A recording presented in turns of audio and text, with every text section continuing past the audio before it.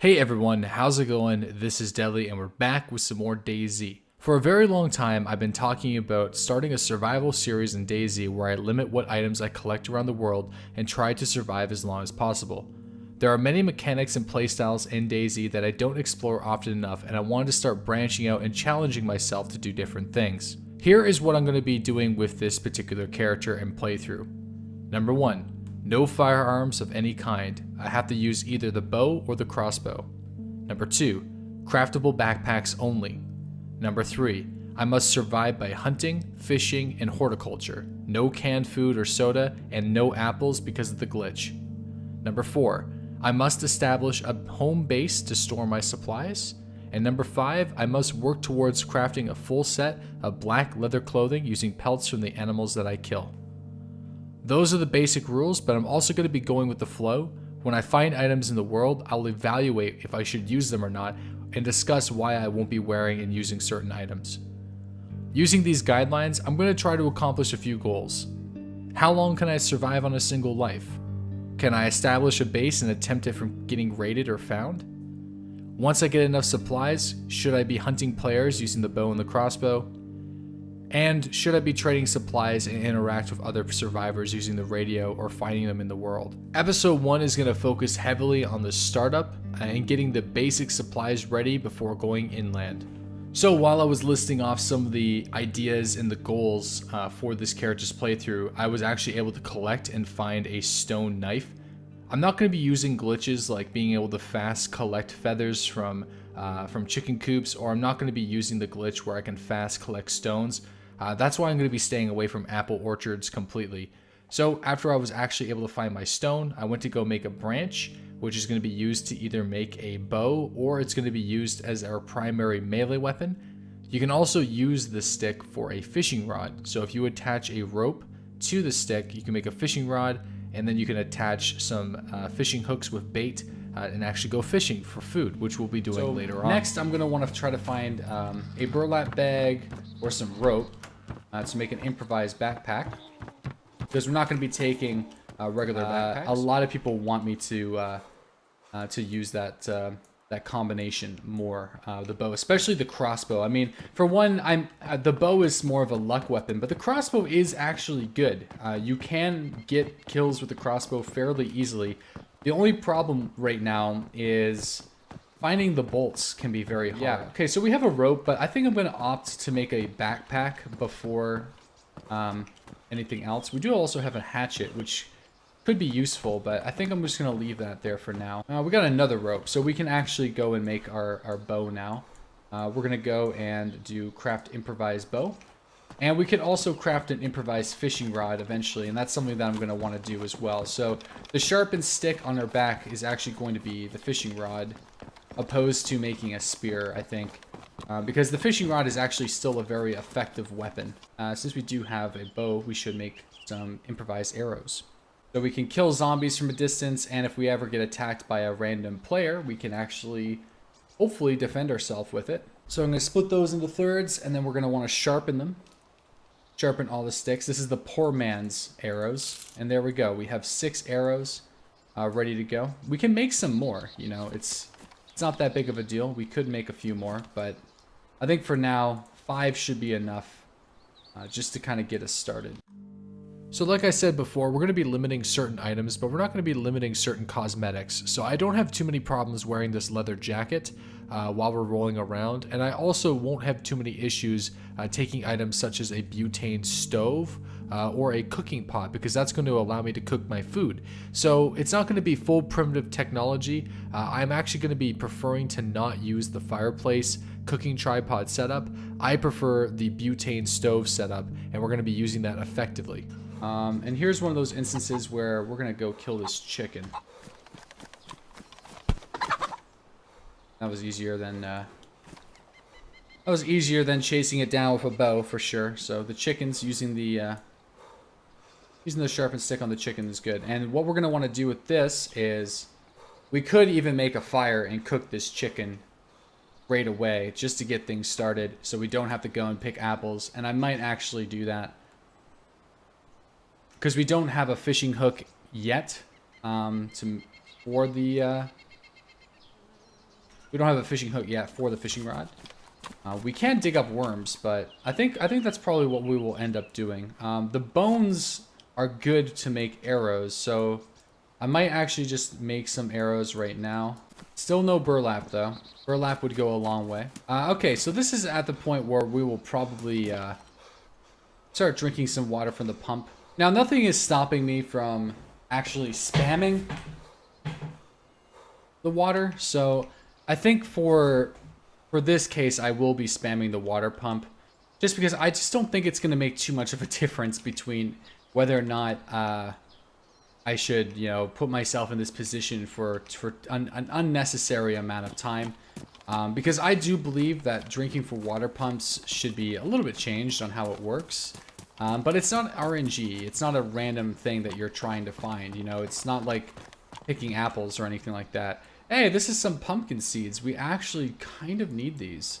So I think I'm going to drop the bones in order to take the pumpkin seeds. Because the pumpkin seeds are going to be sort of the crown, like the staple of our nutrition for a little bit. We'll see exactly. There's a canister. What is it? Gas canister. Oh, it is butane.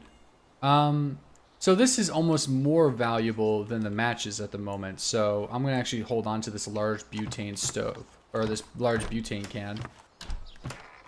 Because I would love to be able to find that gas stove. So let's keep searching for it. There it is. This portable gas stove, hopefully, should keep us going for quite some time. Okay, I don't think I'm going to wait. I think we're going to cook the meat now. And this large butane can should last us a little while. So, hopefully. So we're gonna set this on the ground. And I'm going to turn it on. I'm going to put the chicken inside the cooking pot. And we're going to attach that to our butane. And then we're going to sit back and just wait a little bit. Hopefully, things will go well. See the steam rising out of the cooking pot, which is kind of cool. Because the cooking pot actually has water inside of it. So it's nice to see the steam. Like you can tell it's, you know, it's boiling. And you want to periodically lift it off and check to make sure that you don't burn your meat. It really doesn't take... The thing I like about this method is it doesn't take very long. It really, really doesn't take very long to cook. Opposed to a fire, which is very, very cumbersome. It takes up a lot of space. It takes a lot of time. And it's not so compact. So if we're going to be doing this survival series, we're going to rely heavily on the butane. And the butane canisters are going to give us something to go and look for and stock up on. Because we will be cooking a lot of meat, I think, on this series. I will be heavily relying on fish rather than those RNG berries and apples. Which is not fun. It's just not fun. Until they change the way you can gather. I just don't think it's fun. It's not fun whenever you can find lots of apples. And it's not fun whenever you can't find any apples either. It's just there's no middle ground when it comes to the current gathering situation. So we're actually going to put this inside of the cooking pot. Now, this might seem dangerous, believe it or not, but it's not. Not yet, anyway. But I feel like eventually it will be. But here's our first cooked meal. We got some some boiled chicken. And it does actually look different from grilled chicken and also chicken that's cooked on a fire. So they do have little cosmetic differences depending on how you actually cook the chicken. Ooh, a spray painted SKS. That's someone's been here. Hey, we have yet another chicken as well. We should go and kill this chicken.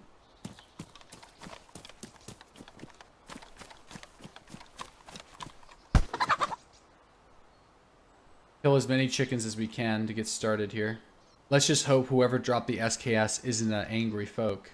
Or isn't an angry person. Hunting jacket, hunting pants is good. Ooh. Well. We know that someone has been here, but let's grab that hunting jacket. Let's just hope whoever's been here isn't an angry guy and wants to kill us and steal our fucking beans. There's also some garden lime, which is going to come in handy down the road, but I think it's a little bit too early for us to be worrying about garden lime. So I'm going to leave it behind. Yeah, there's a nice little flat hat. Let's take the flat hat. So at this point, we have a very good start. We have our bow, we have some ammunition for the bow, we have our sharpened stick, a hunting jacket, a small cap, our butane and our butane stove, our cooking pot, some pumpkin seeds, and some chicken. And the chicken is probably the most important part because the chicken is what's going to keep us going and allowing us to move inland for a long period of time.